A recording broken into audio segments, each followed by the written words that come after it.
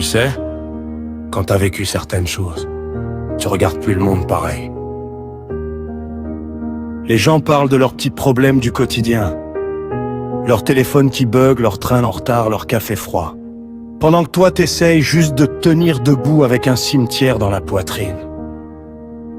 L'humanité est fascinante parfois, une espèce capable d'inventer Internet, mais incapable de voir qu'un gamin de 11 ans souffre en silence.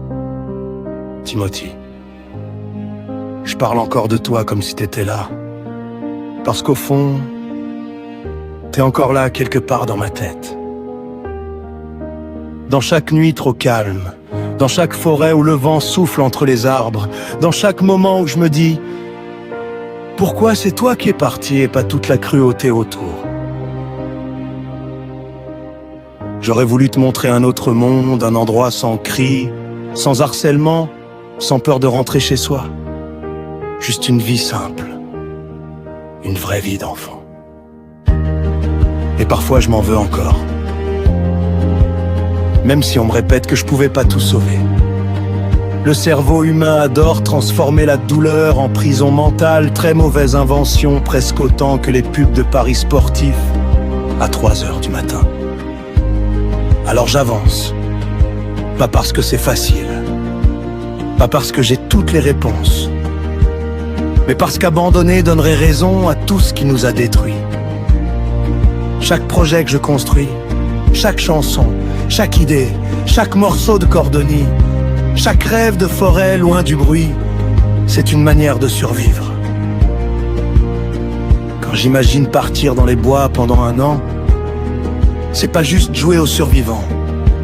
C'est essayer de retrouver quelque chose de vrai, apprendre à faire du feu, trouver de l'eau, dormir sous les étoiles, sentir que chaque journée compte réellement, parce qu'au milieu des arbres, il y a moins de mensonges que dans certaines villes. Et peut-être qu'un jour je finirai ce livre. Peut-être que quelqu'un le lira quelque part et qu'il comprendra qu'on peut être brisé sans être terminé.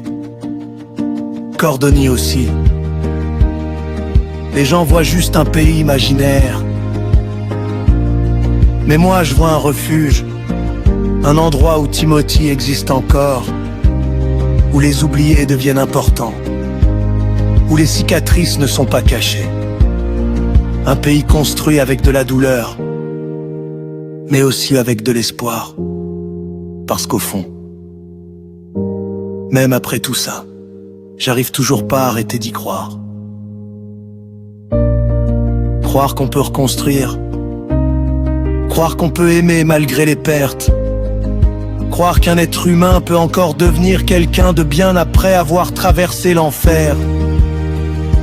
Alors si un jour tu te sens seul, si t'as l'impression que plus personne te comprend, rappelle-toi qu'il existe quelque part des gens cabossés qui continuent d'avancer malgré tout, pas parce qu'ils sont invincibles, mais parce qu'au fond d'eux, il reste une minuscule lumière qui refuse de mourir.